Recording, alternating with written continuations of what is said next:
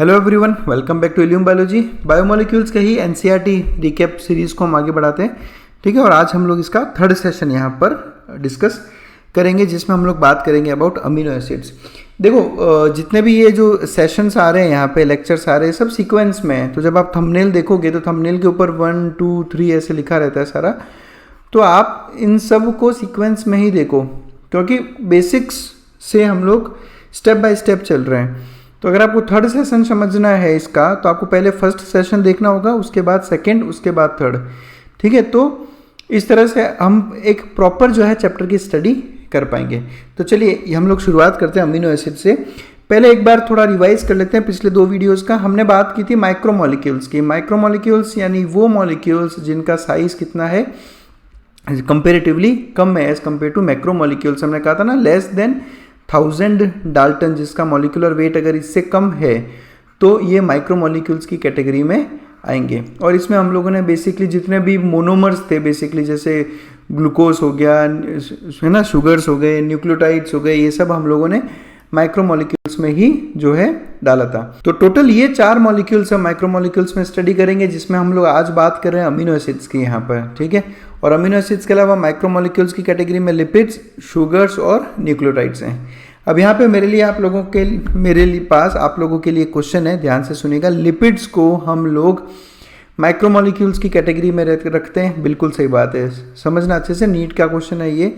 Lipids किस में आते हैं? माइक्रोमोलिक्यूल्स की कैटेगरी में। क्यों? क्योंकि इनका जो मॉलिक्यूलर वेट है वो लेस देन 800 डाल्टन रहता है। इसलिए आपको मुझे ये बताना है कि लिपिड्स, जो हमने सबसे पहले वीडियो में जब केमिकल एनालिसिस देखा था हमने, तो आपको ये बताना है कि लिपिड्स आपको किस में मिलेगा। आपको ये एसिड सोल्यूबल पूल में मिलेगा या एसिड इनसोल्यूबल पूल में मिलेगा।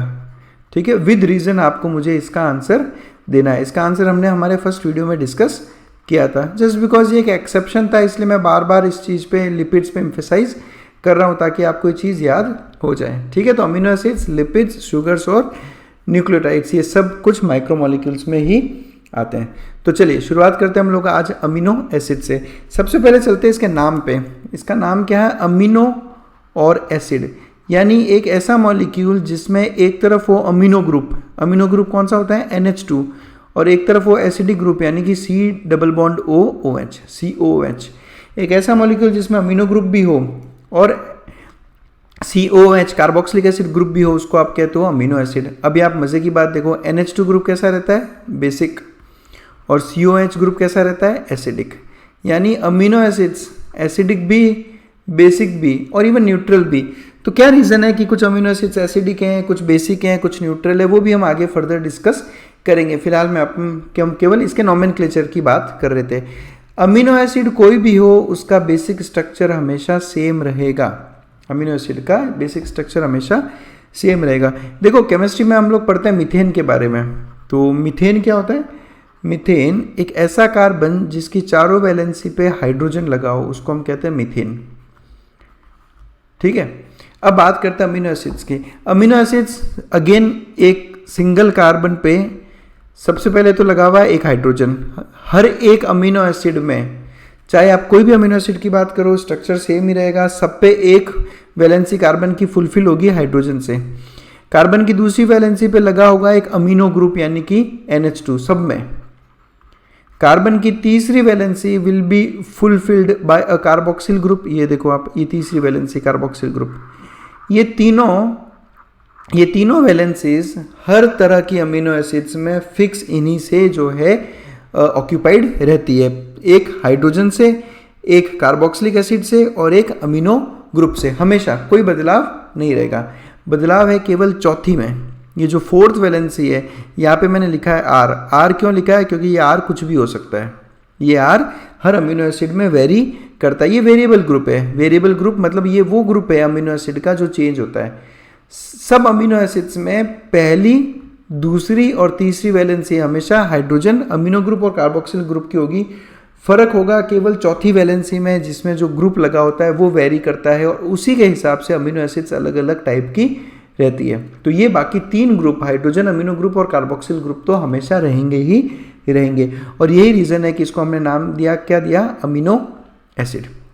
अब अगर आपको अमीनो एसिड चेंज करनी है तो आप वेरिएबल ग्रुप को, यानी इस R को चेंज कर लो। कैसे करें, एग्जाम्पल लेते हैं हम लोग। देखो सबसे पहले हम एक काम करते हैं, ये स्ट्रक्चर देखते हैं। इस स्ट्रक्चर में देखो एक वैलेंसी पे हाइड्रोजन, एक पे COOH और एक पे NH2 सेम है। R ग्रुप की जगह क्या है यहाँ पे H, R ग्रुप की जगह क्या है H। अब इससे सिंपल आप कोई R ग्रुप बना सकते हो? नहीं।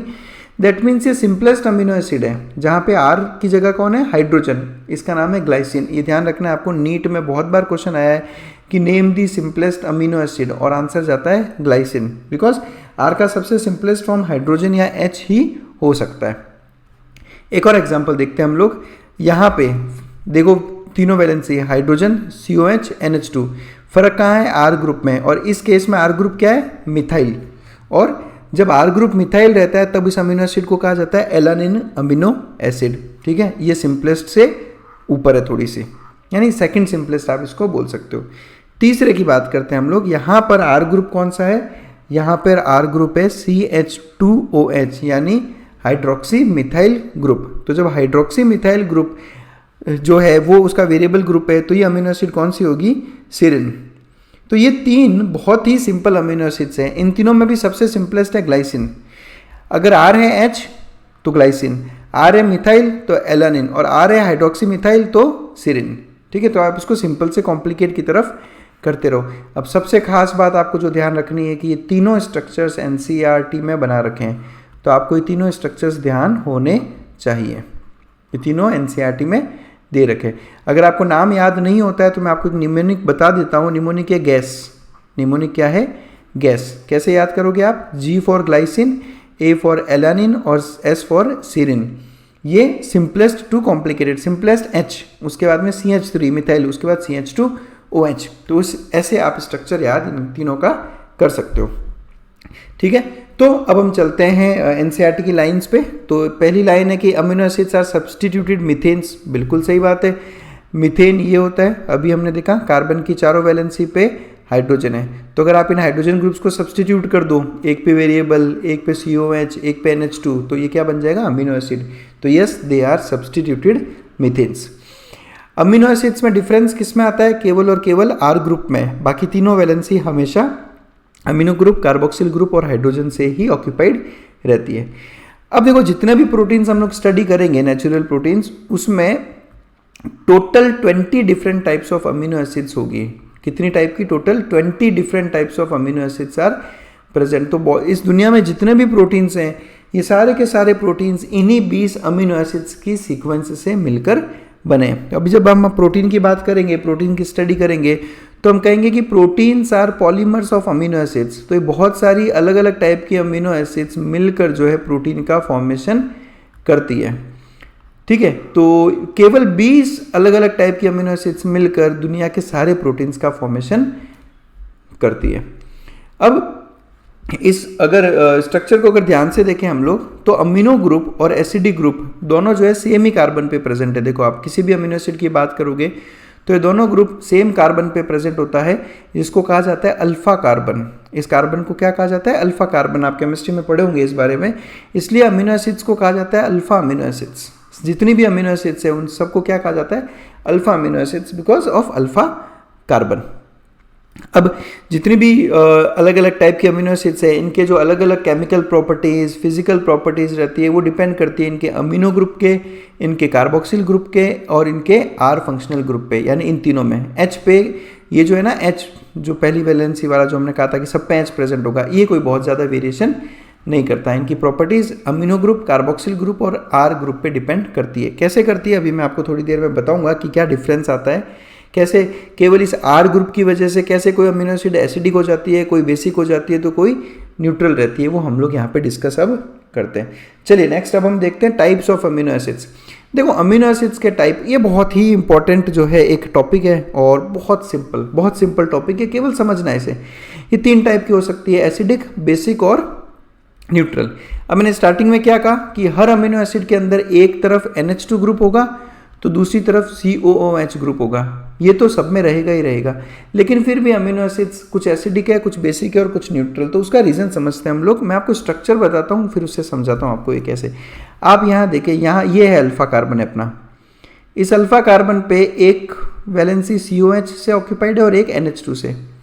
यहाँ से लेकर यहाँ तक, एक सेकेंड रुकेगा, ये यहाँ से लेकर यहाँ तक ये पूरा जो है ये R ग्रुप है। आप अब अगर इस अमीनो एसिड में अगर आप ध्यान से देखें तो इसके R ग्रुप में भी COOH प्रेजेंट है, इसके R ग्रुप में भी COOH अलग से प्रेजेंट है, जबकि नॉर्मल COH तो इसके पास हमेशा है ही प्रेजेंट।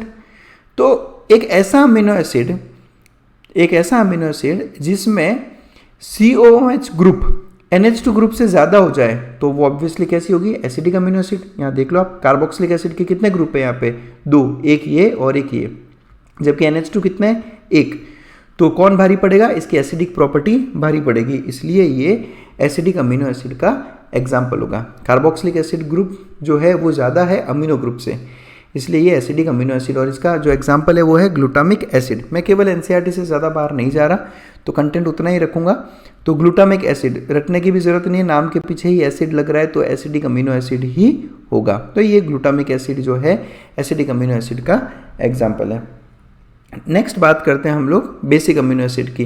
तो अब आप समझ ही गए होंगे कि बेसिक अमीनो एसिड देखो आप, ये अल्फा कार्बन आपका, ये नॉर्मल COH ग्रुप, ये NH2 ग्रुप, और यहाँ से लेकर यहाँ तक इसका ये R ग्रुप है। अब इसके R ग्रुप में NH2 प्रेजेंट है, तो टोटल NH2 कितने हो गए इसके अंदर, ये एक, ये दूसरा 2, और एसिडिक ग्रुप कितने, 1। तो जब बेसिक ग्रुप आपके किसी अमीनो एसिड में ज़्यादा हो जाए as compared to carboxylic group, amino group ज़्यादा हो गया, तो वो कहलाएगी बेसिक अमीनो एसिड, और इसका एग्जाम्पल है लाइसिन। ध्यान रखें आप, ये एग्जाम्पल्स बहुत ज़्यादा इंपॉर्टेंट है, डायरेक्ट क्वेश्चन आते हैं नीट में कि बेसिक अमीनो एसिड्स का एग्जाम्पल क्या है। और लाइसिन तो एक बहुत इंपॉर्टेंट अमीनो एसिड है जिसके बारे में आप लोगों ने DNA के अंदर भी पढ़ा होगा। चलिए और आगे बढ़ते हैं अब हम बात करते हैं न्यूट्रल अमीनो एसिड्स की। अब आप ये स्ट्रक्चर देखो न्यूट्रल अमीनो एसिड का, एक कार्बोक्सिलिक ग्रुप, एक NH2 ग्रुप, और R ग्रुप में ना तो NH2 ग्रुप है ना ही कोई एसिडिक ग्रुप है, ना तो कोई बेसिक ग्रुप NH2 नहीं है, ना ही कोई एसिडिक ग्रुप COH। तो जितने एसिडिक ग्रुप उतने ही बेसिक ग्रुप, तो ये अमीनो एसिड कैसा रहेगा, न्यूट्रल अमीनो एसिड। जैसे कि आपका ये हो गया वलाइन। तो ये आपको डायरेक्ट याद रखना है ना, एग्जाम्पल्स आपको डायरेक्ट याद करना है। लाइसिन आपका बेसिक है, एसिडिक ग्लूटामिक एसिड हो गया, और न्यूट्रल का एग्जाम्पल है वलाइन। अब हालांकि इनके और भी एग्जाम्पल्स हैं, बट हम लोग NCERT के बाहर नहीं जा रहे, और आपको इनके और एग्जाम्पल्स भी देखने हो तो आप हमारे इन चैप्टर्स पे जो डिटेल्ड वीडियोज़ हैं उनमें आप ये सब चीज़ें और स्टडी कर सकते हो। चलिए और आगे बढ़ते हैं हम लोग। अब अमीनो एसिड्स के टाइप्स का, मतलब अमीनो एसिड्स का एक और क्लासिफिकेशन होता है, एसेंशियल अमीनो एसिड्स और नॉन एसेंशियल अमीनो एसिड्स। बहुत सिंपल है भाई ये कंसेप्ट। एसेंशियल अमीनो एसिड्स याद कैसे करना है, ऐसे amino acids which are essential in diet, मतलब ऐसे अमीनो एसिड्स जो आपकी डाइट में प्रेजेंट होने चाहिए। अब बिकॉज ये डाइट में प्रेजेंट होने ही चाहिए, इसका मतलब आपकी बॉडी इनको नहीं बनाती। अगर आपकी बॉडी इनको बनाती तो आपको इसकी डाइट में रिक्वायरमेंट होती ही नहीं। तो एसेंशियल अमीनो एसिड्स वो अमीनो एसिड्स हैं जो बॉडी में सिंथेसाइज नहीं की जा सकती, इसलिए इनका डाइट में एसेंशियल होना ज़रूरी है। जबकि नॉन एसेंशियल अमीनो एसिड्स ऐसे अमीनो एसिड्स जो डाइट में एसेंशियल नहीं होती, क्यों, क्योंकि हमारी बॉडी खुद इनको सिंथेसाइज कर सकती है। तो ये याद करने का तरीका रहता है। क्या एक तरह याद करना है, essential amino acids are essential in diet because they are not produced in body. Non essential amino acids are not essential in diet because they are produced inside the body. तो ये इसके basis पे रहता है। अब NCERT ने इनके examples में इतना नहीं दिया है कुछ भी, तो आप हम लोग एग्जाम्पल्स यहाँ पे डिस्कस नहीं कर रहे। हमारे डिटेल वाले वीडियोस में आप इन पे बात कर सकते हो। अब dietary proteins are the sources of essential amino acids. अब आपकी बॉडी में एसेंशियल अमीनो एसिड्स कहाँ से आएगी, ऑब्वियसली आपकी डाइट में जो प्रोटीन्स प्रेजेंट है, हम जो प्रोटीन्स खाते हैं, कंज्यूम करते हैं, उनमें प्रेजेंट होती है ये एसेंशियल अमीनो एसिड्स। तो ये सिंपल सा क्लासिफिकेशन। नेक्स्ट बात करते हैं अरोमेटिक अमीनो एसिड्स की। तो अब अरोमेटिक भी, जिसको केमिस्ट्री बहुत अच्छे से आती है, वो इन तीन चीज़ों में एक कॉमन देख सकता है। अब ये स्ट्रक्चर्स NCERT में नहीं दे रखे, आपको याद करने की ज़रूरत नहीं है, तो इसलिए आप केवल मैंने आपको समझाने के लिए ये दिखाया तीनों। लेकिन वो स्टार्टिंग में मैंने आपको जो गैस यानी ग्लाइसिन, एलानिन और सीरिन के स्ट्रक्चर्स दिखाए वो ज़रूर NCERT में दे रखे, तो उन पर आप थोड़ा और एम्फेसाइज करें। देखो इन तीनों अमीनो एसिड्स में एक चीज़ कॉमन है, और वो है इनमें प्रेजेंट एक साइक्लिक रिंग स्ट्रक्चर।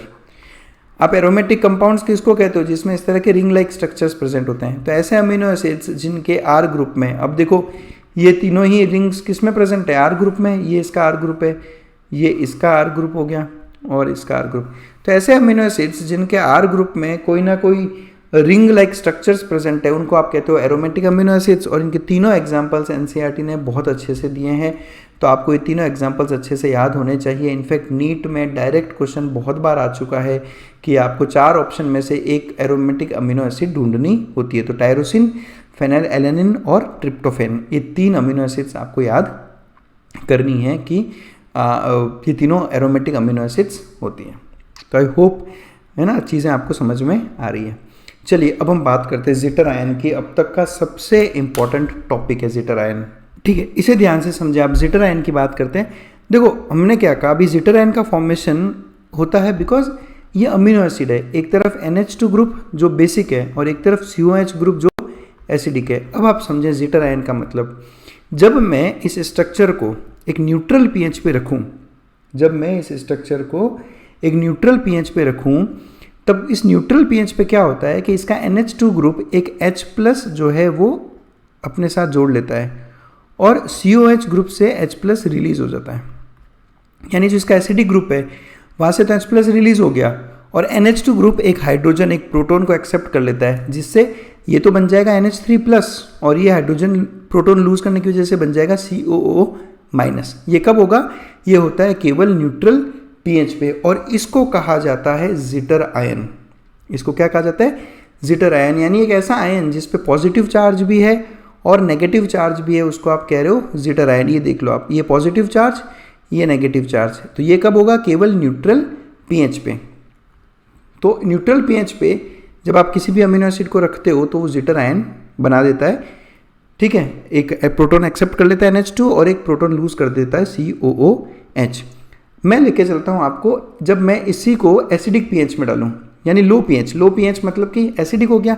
जब ये एसिडिक होगा यानी कि आपको जो है आपने जिस मीडियम में डाला है वो मीडियम कैसा है, एसिडिक मीडियम है, तो जब ये एसिडिक मीडियम के अंदर डालेंगे तो ये H+ को एक्सेप्ट कर लेगा।